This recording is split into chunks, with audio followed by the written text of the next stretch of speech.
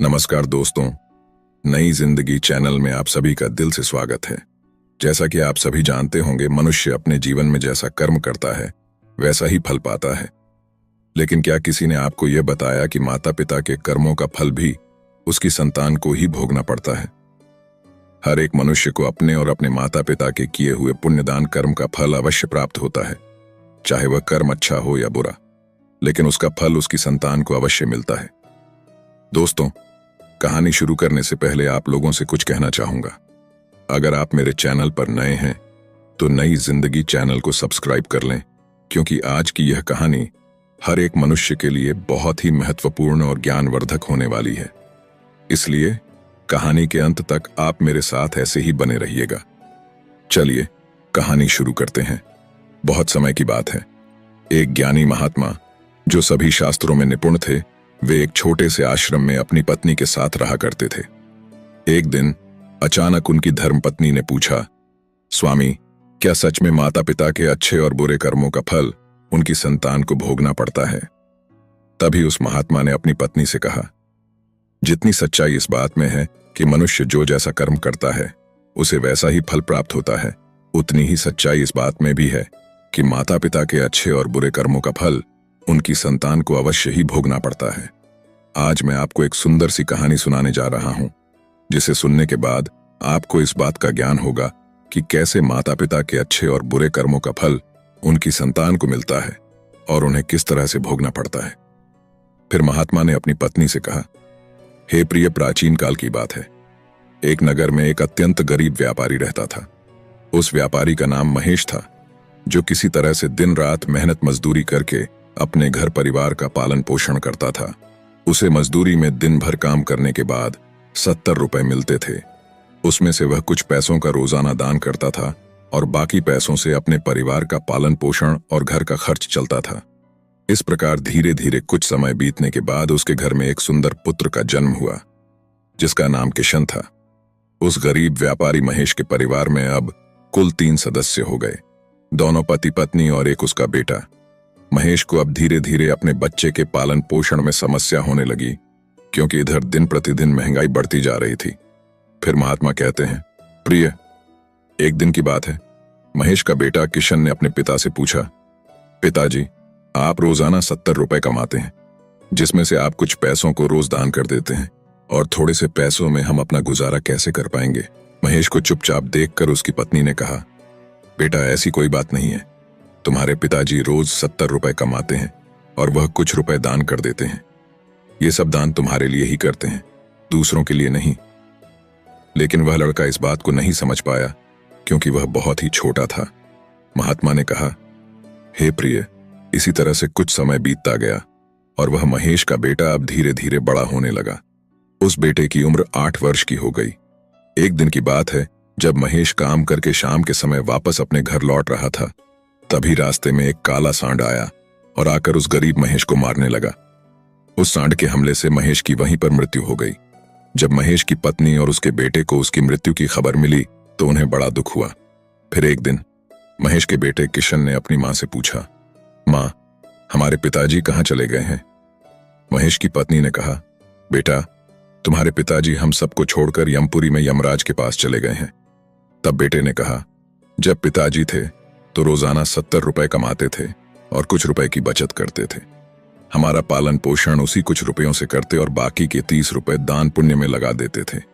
मां, अब हमारा पालन पोषण कैसे होगा? कैसे हमारा पेट भरेगा? फिर मां ने अपने बेटे से कहा, बेटा, जिस घर में गरीबी होती है उसका कोई सहारा नहीं होता, उसे सभी दूर भागने लगते हैं। गरीबों का सहारा सिर्फ भगवान है, ईश्वर के अलावा कोई गरीब की सहायता नहीं करता। फिर किशन ने अपनी मां से कहा, मां, ऐसा मत सोचो, मैं यमराज के पास जाऊंगा और अपने पिताजी को वापस लेकर आऊंगा। हमारी गरीबी देखकर यमराज को हमारे ऊपर अवश्य ही दया आ जाएगी और वह हमारे पिताजी को मेरे साथ जरूर भेजेंगे। दोस्तों, महात्मा अपनी पत्नी से आगे कहते हैं कि उस छोटे से बच्चे किशन की बात पर उसकी मां ने ध्यान नहीं दिया। फिर एक दिन की बात है, उस गरीब आदमी महेश की पत्नी अपने किशन बेटे को घर पर अकेला छोड़कर गांव में काम करने के लिए चली गई। उधर उसका बेटा किशन ने मन में सोचा कि मैं यमराज के पास जाता हूं और अपने पिताजी को लेकर आता हूं। ऐसा सोचकर वह किशन अपने पिताजी को लाने के लिए अपने घर से चल देता है। उस किशन को चलते चलते काफी समय बीत गया। फिर उसे थकान का अनुभव होने लगा। तब वह एक बहुत ही विशाल बरगद के पेड़ को देखकर उसकी छाया में जाकर बैठ गया।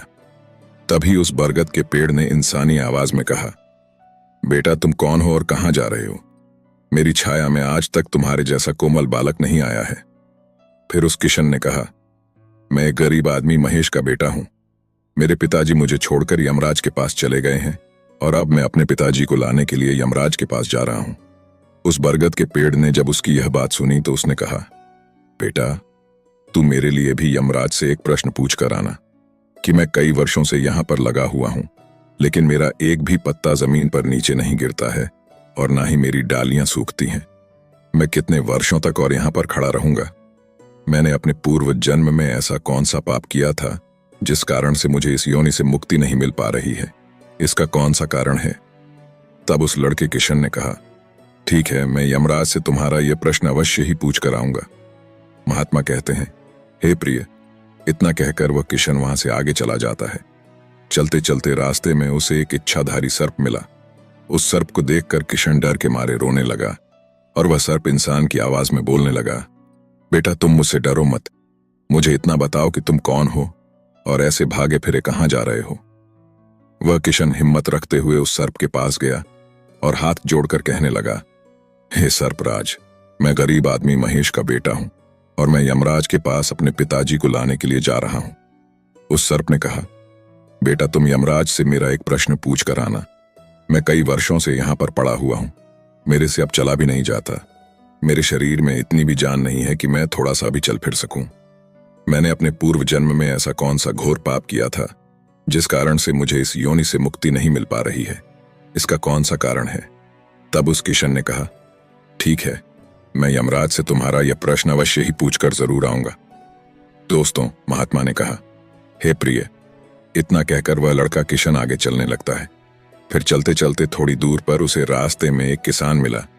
उस किसान ने कहा, बेटा तुम कौन हो? कहां जा रहे हो? देखने में तो तुम बड़े ही बुद्धिमान लग रहे हो।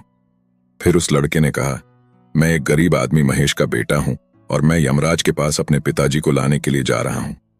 फिर उस किसान ने कहा, बेटा तुम मेरा एक काम कर सकते हो। तुम यमराज के पास जाकर उनसे मेरा एक प्रश्न पूछ कर आना। मैं चलते हुए मुसाफिरों की प्यास बुझाने के लिए कई सालों से यहां पर एक कुआं खुदवा रहा हूं, लेकिन इसमें से पानी अभी तक क्यों नहीं निकला है?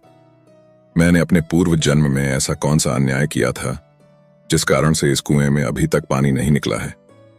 मैंने इसमें बहुत सारे पैसे भी खर्च कर दिए हैं और बहुत मेहनत की। आखिर इसका क्या कारण है जिससे कुएं में पानी नहीं निकल रहा? उस लड़के किशन ने कहा, ठीक है, मैं यमराज से तुम्हारा यह प्रश्न जरूर पूछ कर आऊंगा। दोस्तों, महात्मा ने कहा, हे प्रिय। इतना कहकर वह लड़का किशन वहां से आगे की ओर चलने लगा। चलते चलते रास्ते में उसे एक बहुत बड़ा तालाब मिला। फिर वह किशन तालाब के किनारे पर गया और पानी पीने लगा। तभी उस तालाब से तैरती हुई एक बतख आई और कहने लगी, बेटा तुम तो बड़े कोमल स्वभाव के दिखते हो, लेकिन तुम इस वक्त कहां जा रहे हो? तब उस लड़के किशन ने कहा, मैं गरीब आदमी महेश का बेटा हूं और मैं यमराज के पास अपने पिताजी को लाने के लिए जा रहा हूं। दोस्तों, महात्मा ने कहा, हे प्रिय। उस लड़के की बात सुनकर उस बतख ने कहा, बेटा तुम यमराज से मेरा एक प्रश्न पूछ कर आना। कई वर्षों से मैं इस तालाब में भटक रही हूं। मेरी 7 पीढ़ियां गुजर गई हैं, परंतु मैं अभी तक इसी तालाब में रह रही हूं। मैंने अपने पूर्व जन्म में ऐसा कौन सा पाप किया था जिसके कारण मुझे इस योनि से मुक्ति नहीं मिल पा रही है? इसका क्या कारण है? तब उस किशन ने कहा, ठीक है बतख, मैं यमराज से तुम्हारा यह प्रश्न जरूर पूछ कर आऊंगा। इतना कहकर वह लड़का वहां से आगे की तरफ बढ़ने लगा। चलते चलते वह तालाब के दूसरे किनारे पर पहुंच गया। दूसरे किनारे पर जब वह पहुंचा तो उसने देखा कि एक मरा हुआ बगुला वहां पर पड़ा हुआ था। जब वह लड़का किशन उस मरे हुए बगुले को लांग कर आगे बढ़ा तो वह मरा हुआ बगुला बोलता है, बेटा तुम कौन हो? कहां रहते हो और कहां जा रहे हो? उस किशन ने उसकी आवाज सुनकर कहा, मैं एक गरीब आदमी महेश का बेटा हूं और मैं यमराज के पास अपने पिताजी को लाने के लिए जा रहा हूं। उस बगुले ने कहा, तुम यमराज से मेरा एक प्रश्न पूछ कर आना। मेरा शरीर कई वर्षों से इस तालाब के किनारे पर ही पड़ा हुआ है। कभी पानी की लहर आती है तो मेरा शरीर तालाब के अंदर चला जाता है और पानी की लहर से वापस बाहर निकलकर किनारे पर आ जाता है। ना तो मेरा शरीर गलता है और ना ही सड़ता है। इतने सालों से जैसे का तैसा ही है। मैंने अपने पूर्व जन्म में ऐसा कौन सा पाप कर्म किया था जिसके कारण मुझे इस शरीर से मुक्ति नहीं मिल पा रही है, और इसका क्या कारण है? उस किशन ने कहा, ठीक है बतख, मैं यमपुरी में जाकर यमराज से तुम्हारा यह प्रश्न अवश्य ही पूछ कर आऊंगा। महात्मा ने कहते हुए कहा, हे प्रिय। इतना कहकर वह लड़का किशन वहां से चलने लगा और वहां से चलते चलते यमपुरी में पहुंच गया। वहां पहुंचकर यमराज के चरणों में प्रणाम किया और हाथ जोड़कर कहने लगा, हे यमराज जी, मेरे पिताजी कहां पर हैं? मैं अपने पिताजी को यहां से लेने के लिए आया हूं, क्योंकि जब मेरे पिताजी घर पर थे तो वह प्रतिदिन 70 रुपए कमाते थे, जिसमें से 30 रुपए तो दान कर देते थे और कुछ रुपयों में से हम लोगों का पालन पोषण करते थे। लेकिन अब मेरे पिताजी घर पर नहीं रहते। उन्हें आपने अपने पास बुला लिया है, तो मैं और मेरी मां भूखे मर रहे हैं। आप उन्हें जल्दी से मेरे साथ हमारे घर पर भेज दीजिए। दोस्तों, महात्मा अपनी धर्मपत्नी से कहा, हे प्रिय। फिर यमराज ने उस किशन की बात को सुनकर कहा, ठीक है, मैं तुम्हारे पिताजी को घर पर भेज दूंगा। पहले तुम यहां पर शांत मन होकर बैठो। यमराज ने उस लड़के किशन को अपने पास में बिठाया और उसको अच्छे से भरपेट भोजन कराया। भोजन कराने के बाद पूछा, हे वत्स, तुम्हें और क्या चाहिए? फिर उस किशन को रास्ते में जो जो भी मिले थे उनके प्रश्न यमराज जी से पूछे। यमराज ने उन सभी के प्रश्नों का उत्तर दिया और कहा, बेटा किशन, तुम जाते समय उन सबको उनके उत्तर अवश्य ही बताना। फिर यमराज ने कहा, बेटा किशन, तुम अपने घर पर जाओ। तुम्हारी मां तुम्हें ढूंढकर परेशान हो रही होगी और वह तुम्हारा इंतजार कर रही है। तुम्हारे पिताजी तुम्हारे घर जल्द ही पर पहुंच जाएंगे। फिर वह लड़का किशन यमराज जी को प्रणाम करके वहां से वापस अपने घर के लिए चलने लगा।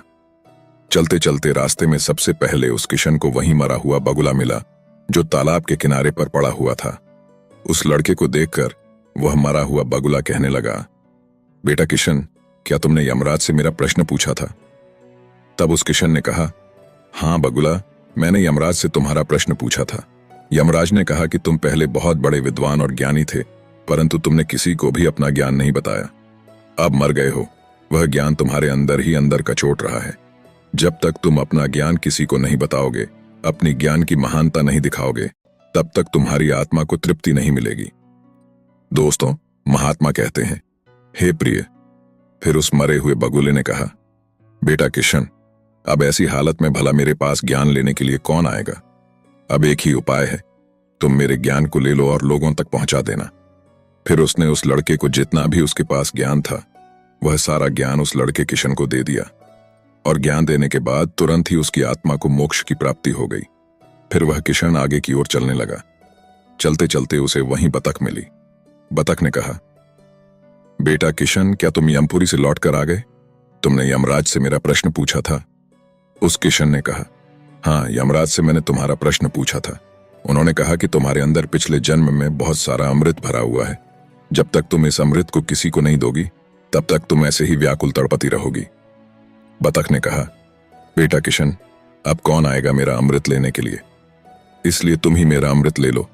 फिर बतख ने अपना अमृत उस किशन को दे दिया, और बतख ने जैसे ही किशन को अमृत दिया, वैसे ही उस बतख की आत्मा को मोक्ष की प्राप्ति हो गई। इसी तरह से वह लड़का किशन वहां से आगे बढ़ा। कुछ दूर चलते चलते रास्ते में उसे वही किसान मिला जो मुसाफिरों के लिए कई सालों से कुआं खुदवा रहा था।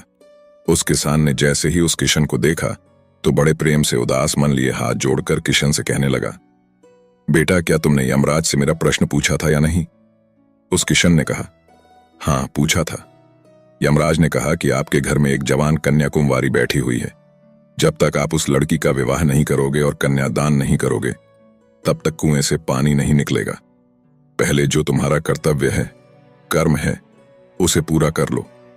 जो ईश्वर ने तुमको जिम्मेदारी सौंपी है, उस पर ध्यान दो।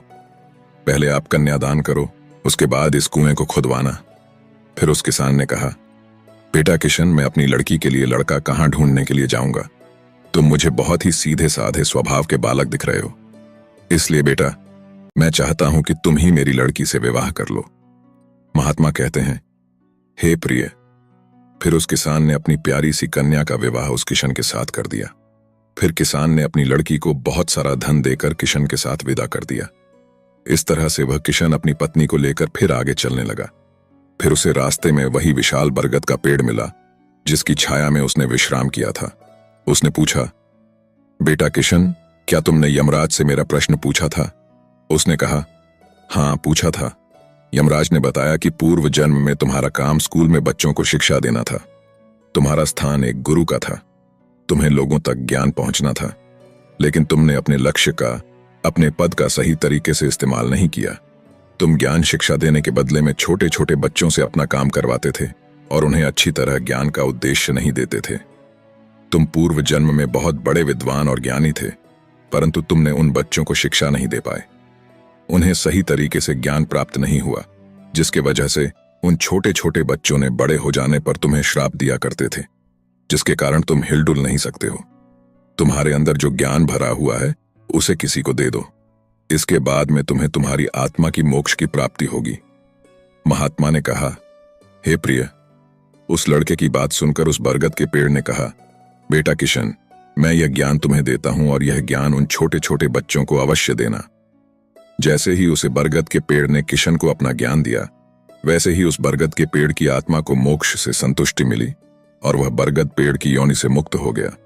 फिर वह किशन जैसे ही आगे चलने लगता है तो उसे रास्ते में वही इच्छाधारी सर्प मिला। उस सर्प ने कहा, बेटा, क्या तुमने यमराज से मेरा प्रश्न पूछा था? तब उस किशन ने कहा, हाँ पूछा था। नागराज यमराज ने कहा कि तुम्हारे पास जो नागमणि है, तुम उस नागमणि को धरती पर नहीं उगलते हो और ना कभी किसी को दान नहीं करने देते हो।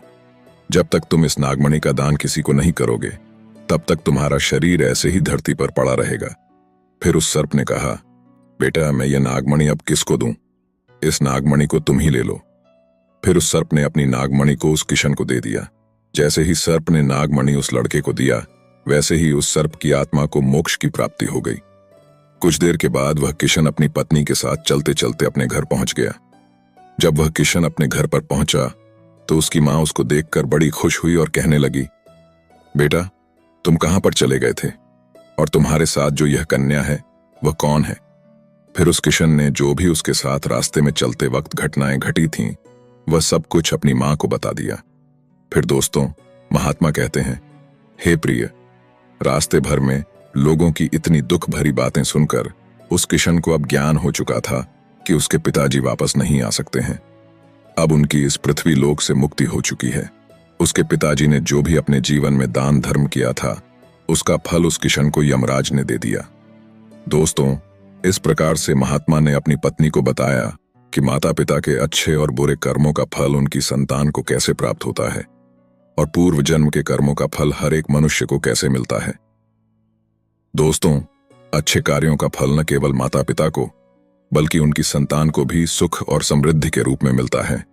अगर माता पिता समाज में अच्छे कार्य करते हैं, उनके बच्चे भी सम्मानित और खुशहाल जीवन जीते हैं। वहीं बुरे कर्मों का फल संतान को दुख, परेशानी और असफलता के रूप में मिलता है, जिससे उन्हें समाज में नकारात्मकता का सामना करना पड़ता है। दोस्तों, आपको इस वीडियो में क्या सीखने को मिला, कमेंट करके अवश्य बताएं। अगर कहानी अच्छी लगी हो तो एक लाइक करके चैनल को सब्सक्राइब करना ना भूलें। मिलते हैं नेक्स्ट वीडियो में। धन्यवाद।